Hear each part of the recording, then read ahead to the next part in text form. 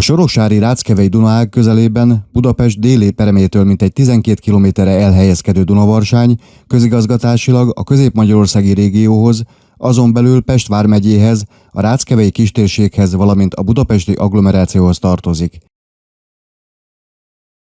Területe 22,52 négyzetkilométer, állandó lakosainak a száma közel 8000 fő.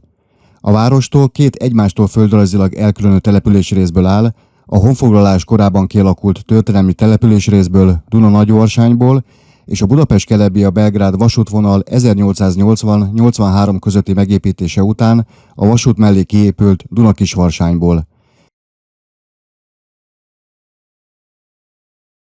Népességét tekintve a település két városrészének lakói etnikai szempontból jól megkülönböztethetőek. Nagyvarsány lakosságát főként a türingiai svábok leszármazottai alkotják, Kisvarsány lakossága etnikai szempontból igen vegyes, az országban jelenlévő valamennyi népcsoport megtalálható a területen. A város legújabbkori történelme viszonylag rövid, de ezen idő alatt rendkívül dinamikusan fejlődött, különösen az utóbbi évtizedekben. Az 1990-es évek elejétől zajló közműves beruházások túlnyomó többségét víz, gáz, telefon, szennyvízcsatorna hálózat Dunavarsány koordinálta a kistérségben.